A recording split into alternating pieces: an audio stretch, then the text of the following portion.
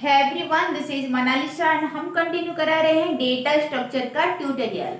तो ये रहे इसका लेक्चर 4 एंड आज का लेक्चर में हम डिस्कशन करेंगे how we can evaluate a prefix expression using stack. तो हम स्टार यूज करके एक प्रीफिक्स एक्सप्रेशन को कैसे इवैल्यूएट कर सकते हैं उसके रिगार्डिंग आज का लेक्चर में हम डिस्कशन करेंगे। तो मैं यहाँ पे एक एग्जांपल ली हूँ जिसके थ्रू मैं आपको इवैल्यूएशन का प्रोसेस समझा दूंगी। तो ये एग्जांपल करने से पहले हमें जानना पड़ेगा कि एक्सप्रेशन क्या है एंड प्रीफिक्स एक्सप्रेशन क्या है।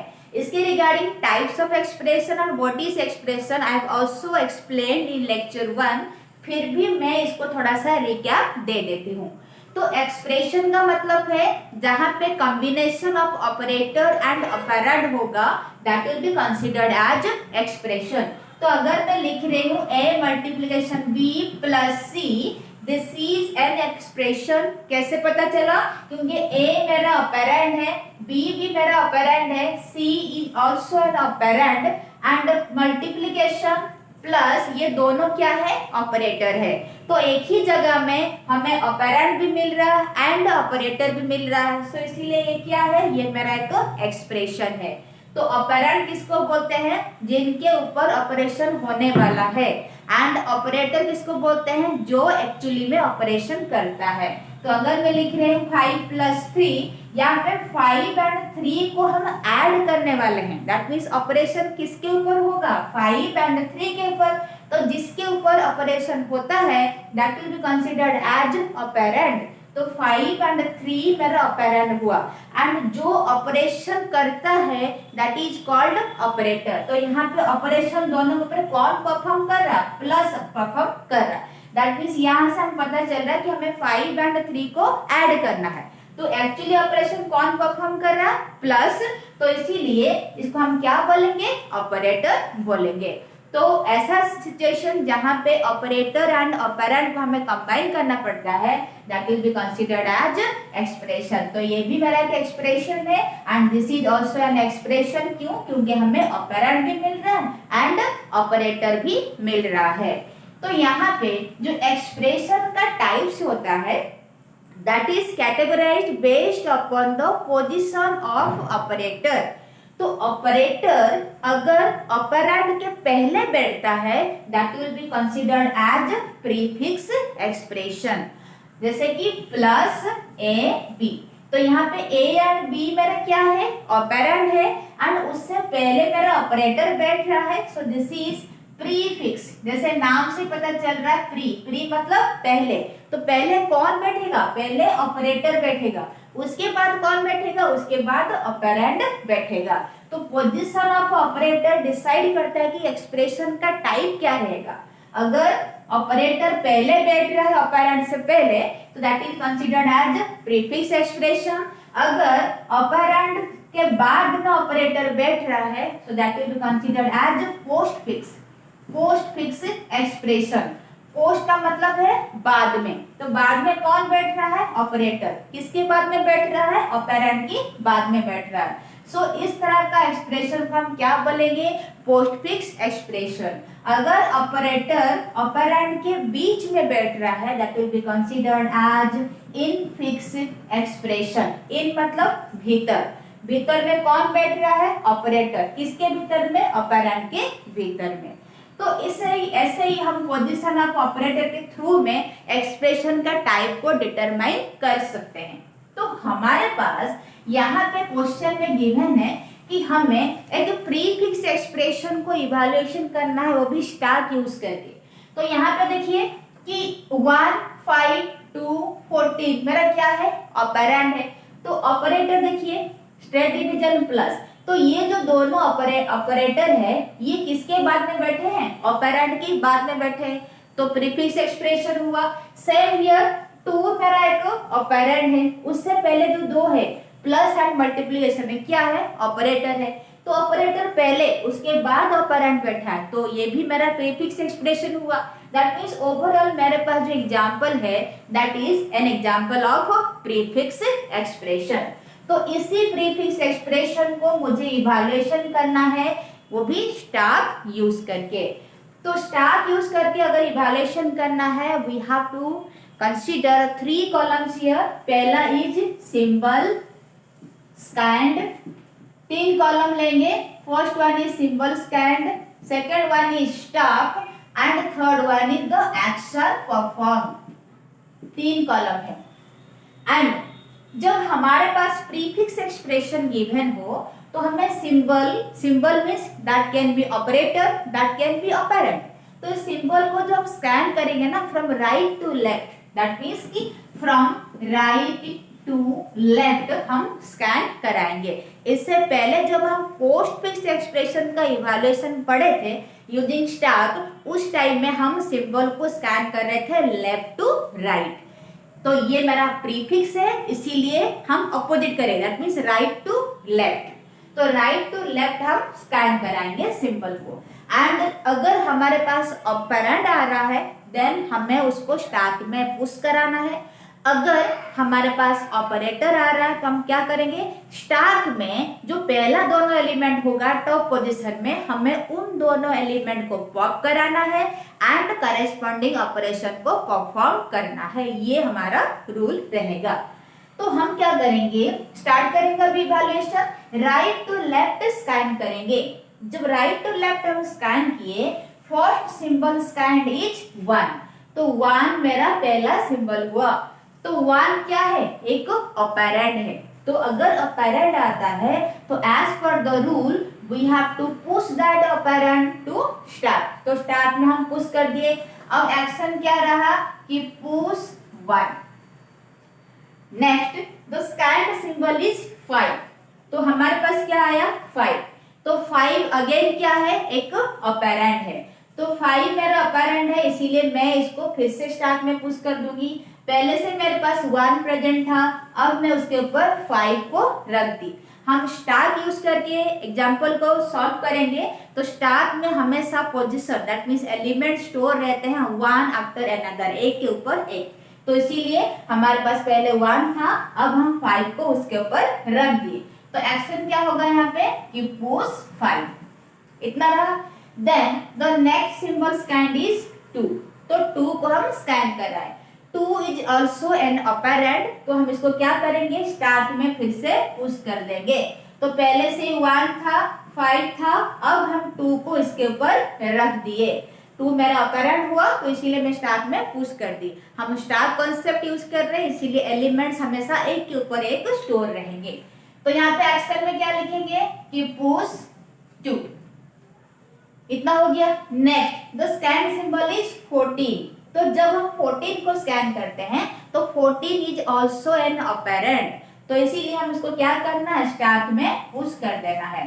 तो पहले से एलिमेंट था 1, 5, 2, अभी मैं 14 को पुश करा दी। देन एक्शन में क्या लिखूंगी कि पुश 14, इतना हो गया। Next the scan symbol is straight division, division operator आया।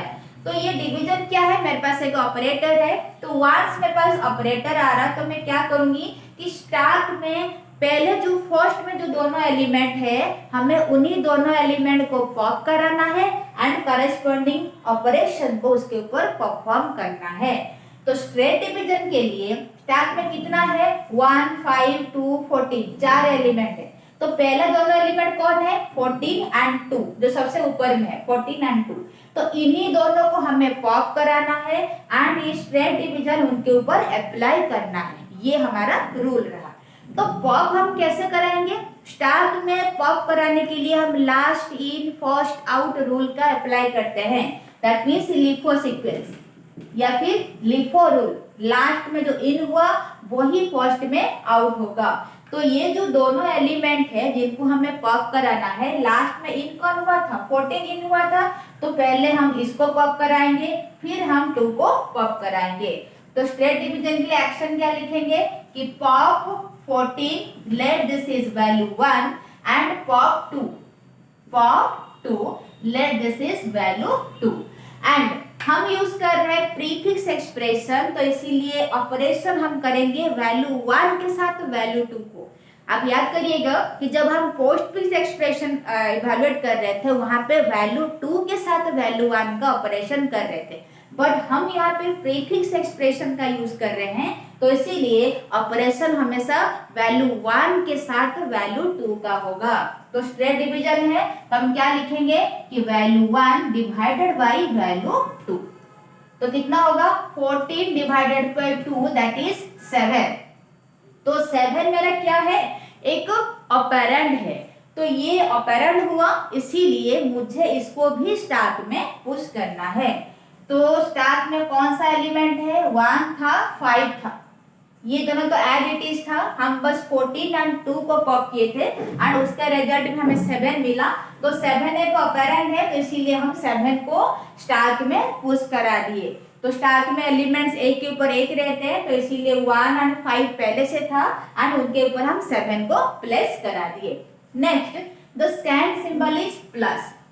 नेक्स्ट सिंबल क्या आया, प्लस। तो प्लस मेरा एक ऑपरेटर है, तो वंस ऑपरेटर आया तो स्टार्ट में पहले जो दोनों एलिमेंट है तो हमें उन्हीं दोनों एलिमेंट को पॉप कराना है एंड करेस्पॉन्डिंग ऑपरेशन को परफॉर्म करना है। तो प्लस के लिए मेरे पास स्टार्ट में कौन सा एलिमेंट प्रेजेंट है, 1 5 एंड 7, ये 3 एलिमेंट है। इनमें से सबसे टॉप मोस्ट पोजीशन में कौन है, ये दोनों एलिमेंट है। तो इन्हीं दोनों एलिमेंट को मेरे को पॉप कराना है एंड प्लस ऑपरेशन परफॉर्म करना है। तो हम जब पॉप कराएंगे दोनों एलिमेंट को, सीक्वेंस क्या रहेगा पॉप करने का, स्टार्ट से लास्ट इन फर्स्ट आउट। तो लास्ट में कौन इन हुआ था, 7 इन हुआ था, तो इसको हम पहले आउट कराएंगे फिर 5 को आउट कराएंगे। तो प्लस के लिए एक्शन क्या लिखेंगे कि pop 7 let this is value 1 and pop 5 let this is value 2। Pop करा दिए। अब प्लस ऑपरेशन हम वैल्यू 1 एंड वैल्यू 2 के भीतर में करेंगे। तो कैसे ऑपरेशन करेंगे, हम यूज कर रहे हैं प्रीफिक्स, तो ऑपरेशन होगा वैल्यू 1 के साथ वैल्यू 2 का, दैट मींस होगा 7 प्लस 5 इट विल बी 12 होगा। तो 12 मेरे पास क्या है, एक ऑपरेंड है, तो इसीलिए मैं यहाँ पे स्टार्ट में इसको पुश कर दूंगी। तो पहले से स्टार्ट में कौन प्रेजेंट था, 1, अभी मुझे कितना मिला 12, तो इसके ऊपर मैं रख दी। क्यों, क्योंकि हम स्टार्ट डेटा स्ट्रक्चर का यूज कर रहे हैं, स्टार्ट में एलिमेंट्स एक के ऊपर एक रहते हैं। तो इतना हो गया। Next the stand symbol is 2। तो कितना मिला हमें मिला 2। तो जब 2 मिल रहा है, 2 मेरा क्या है, एक ऑपरेंड है, तो मैं क्या करूंगी यहाँ पे इसको स्टार्ट में पुश करा दूंगी। तो पहले से स्टार्ट में कौन प्रेजेंट था, 1 12, अब मेरे पास 2 आया, उसको मैं पुश करा दी। तो एक्शन में क्या लिखूंगी यहाँ पे कि पुश 2। इतना हो गया। Next the stand symbol is multiplication. तो जब मल्टीप्लिकेशन आया तो स्टार्ट में जो दोनों एलिमेंट पहले एलिमेंट प्रेजेंट है, हमें उन दोनों एलिमेंट को पॉप कराना है एंड करेस्पॉन्डिंग ऑपरेशन को परफॉर्म करना है। तो मल्टीप्लिकेशन के लिए स्टार्ट में 3 एलिमेंट है, 1 12 एंड 2। पहले 2 एलिमेंट कौन है, 2 है एंड 12 है। तो इन्हीं दोनों एलिमेंट को मुझे पॉप कराना है एंड मल्टीप्लिकेशन को अप्लाई करना है। तो पॉप करने का सीक्वेंस क्या रहेगा, लास्ट इन फर्स्ट आउट। तो लास्ट में कौन इन हुआ था, 2 इन हुआ था, तो इसको पहले आउट कराऊंगी फिर 12 को आउट कराऊंगी। तो एक्शन क्या लिखूंगी यहाँ पे कि pop 2 let this is value 1 and pop 12 let this is value 2। And हम यूज कर रहे हैं प्रीफिक्स एक्सप्रेशन, इसीलिए ऑपरेशन होगा वैल्यू 1 के साथ वैल्यू 2 का। दैट मींस हम क्या यूज करेंगे, V1 मल्टीप्लिकेशन V2, क्योंकि हमारे पास ऑपरेशन क्या है, मल्टीप्लिकेशन है एंड हम परफॉर्म करेंगे V1 के साथ V2 का। सो V1 into V2 that is 2 into 12 that is 24। तो 24 मेरा क्या है, एक ऑपरेंड है, तो ऑपरेंड जैसे मिलेगा तो आपको स्टार्ट में पुश कर देना है। तो हमारे पास स्टार्ट में पहले से एलिमेंट कौन प्रेजेंट था, 1, क्योंकि 1 तो एज इट इज था, हम कुछ भी उसमें परफॉर्म नहीं किए थे, बट 2 एंड 12 को हम पॉप कर लिए थे। तो इन दोनों का रिजल्ट मेरे को 24 मिला, तो इसलिए 24 को मैं क्या की, पुश कर दी। Then the next operator, next symbol stand is plus. तो प्लस मेरा ऑपरेटर है, तो इसीलिए इसको ऑपरेशन को परफॉर्म करने के लिए स्टैक में जो पहला दोनों एलिमेंट है हमें उन दोनों को पॉप करना है एंड करेस्पॉन्डिंग ऑपरेशन को परफॉर्म करना है। तो प्लस के लिए हमारे पास स्टैक में 1 है एंड 24 है, बस 2 ही एलिमेंट है। तो इन दोनों एलिमेंट को मुझे पॉप कराना है, तो पॉप कैसे करूंगी, लास्ट इन फर्स्ट आउट। तो लास्ट में कौन इन हुआ था, 24 इन हुआ था, तो इसीलिए मैं पहले इसको आउट कराऊंगी फिर मैं 1 को आउट कराऊंगी। तो एक्शन क्या लिखूंगी यहाँ पे कि pop 24 let this is value 1 and pop 1 let this is value 2। तो हम ऑपरेशन कैसे परफॉर्म करेंगे, हम यूज करें प्रीफिक्स एक्सप्रेशन, तो वैल्यू 1 के साथ तो value 2 that is 24 plus 1 that will B 25। तो ये 25 मेरा क्या है, ऑपरेंड है, तो इसीलिए 25 को मुझे स्टार्ट में पुश कराना है। तो स्टार्ट में मैं 25 को पुश करा दी। अब देखिए तो इसके बाद मेरा कोई भी सिंबल नहीं है, that means now I am and with my prefix expression. तो 25 इज माय फाइनल आंसर, तो इसको मुझे स्टार्ट से पॉप कराना है so that I can say that 25 is the answer of this prefix expression. तो मैं यहाँ पे सिंपल एक स्कैन कराऊंगी डॉलर एंड स्टार को एम्प्टी कराऊंगी, इसका मतलब है मैं पॉप कराई 25 को, तो 25 को पॉप कराइए एंड स्टार एम्प्टी हो गया। Now 25 is final answer. तो ये था आज का क्वेश्चन जिसमें हम इवैल्यूएशन किए प्रीफिक्स एक्सप्रेशन को यूजिंग स्टार। आई थिंक ये एग्जाम्पल आपको अच्छे से समझ में आया होगा। तो अगर मेरा वीडियो आपको अच्छा लगा तो उसको लाइक एंड शेयर करें, चैनल को सब्सक्राइब जरूर करें। So thank you everyone, thank you so much.